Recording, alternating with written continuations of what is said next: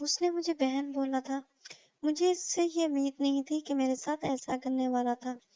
اس کے بھائی کی شادی تھی اور میک اپ والے کو شہر سے لے کر آنا تھا۔ شہر کا راستہ بہت سنسان تھا۔ اس نے اچانک بائک روکی اور کہا، کمال کی بات ہے نا، تمہیں میرے ساتھ اس لیے بھیجا گیا کہ میک اپ والی کسی غیر لڑکے کے ساتھ اکیلی نہیں آئے گی، اور کسی نے یہ سوچا ہی نہیں کہ جس لڑکی کو میرے ساتھ بھیج رہے ہیں اس کے ایک گورے گورے گال، جھیل جیسی آنکھیں اور گلابی ہونٹ اور یہ خوبصورت جوانی دیکھ کر میری تو نیت خراب ہو جائے گی۔ اور یہ بھی ممکن ہے کہ اگر واپسی پر وہ میک اپ والی بھی جوان اور خوبصورت ہوئی تو پھر تو سونے پر سہاگا ہونے والا ہے۔ لیکن اب جو پہلے ملی ہے اس کو تو انجوائے کر لیا جائے۔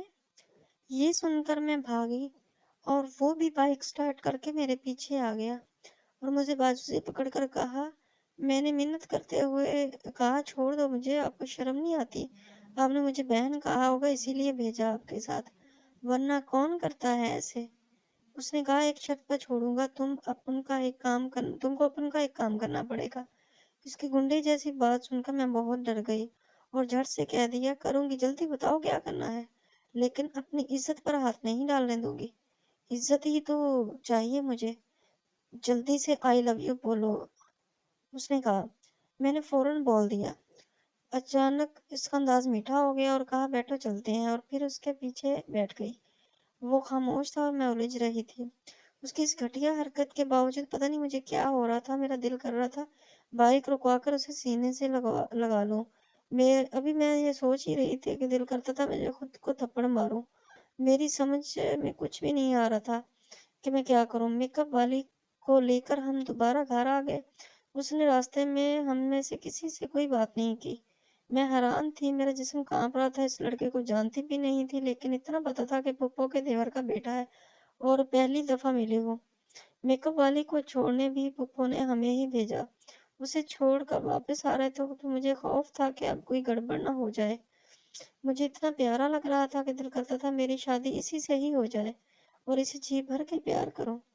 میں ایسا کیوں سوچ رہی تھی؟ ابھی یہ بات میری سمجھ میں نہیں آئی تھی کہ پانی کا ایک چھینٹا میرے منہ پر پڑا۔ مجھے شک ہوا کہ یہ اس کا آنسو ہے اور میں نے بائک روکنے کو کہا۔ اس نے بائک روکتے ہی آنسو پونچھ لیے۔ میں نے رونے کی وجہ پوچھی تو اس نے بتایا کہ چچی نے آپ سے میرا رشتہ کروانا تھا، پر آج تمہاری امی نے بتایا کہ اسے لڑکا مل گیا ہے، اس لیے چچی نے ہمارے رشتے کی بات ہی نہیں کی۔ اور یہ بات ہمارے آنے کے بعد ہی ہوئی، ورنہ وہ مذاق میں آپ کو کبھی نہ کرتا ہے، اور اگر کسی کو اس بارے میں پتہ چل گیا تو میری بہت بدنامی ہوگی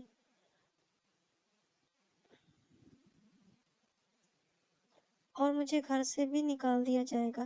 میری اچھی انکم نہ ہونے کی وجہ سے ویسے بھی مجھ سے کوئی شادی نہیں کرتی اور نہ گھر میں مجھے کوئی پسند کرتا ہے۔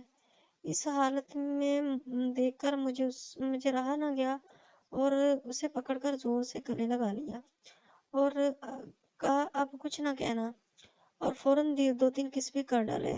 وہ اتنا حیران تھا کہ جتنی میں پہلے تھی جب اس نے اب چلو بھی، یہ سن کر اس نے بائک سٹارٹ کی اور ہم چل دیے۔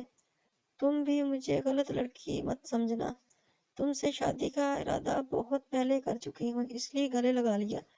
ہونے والے شوہر کی خاطر اتنا گناہ تو اللہ معاف کر ہی دے گا۔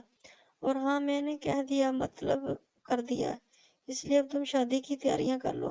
جب ہم گھر پہنچے تو دیکھا سب ہمارا انتظار کر رہے ہیں۔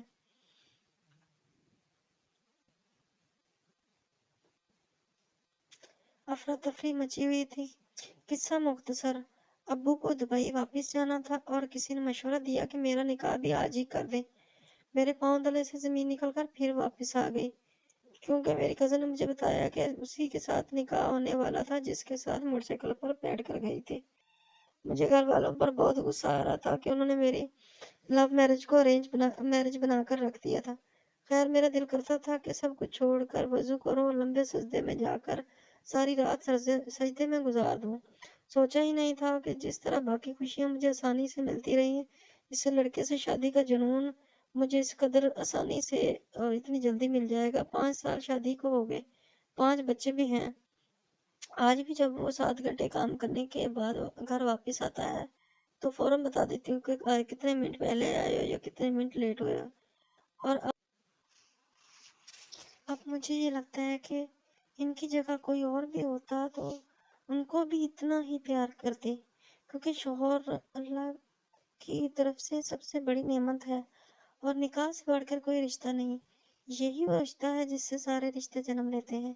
میرا مشورہ ہے سب بیویوں کو، جس سے بھی نکاح ہو جائے اسے دل میں چھپا کر، سینے سے لگا کر، پلکوں میں بٹھا کر رکھو۔ اس کے بنا زندگی سزا سے کم نہیں ہے۔ ایک عورت اگلی کہانی میں ایسی عورت کا قصہ سناؤں گی جس کا شوہر اس کو بہت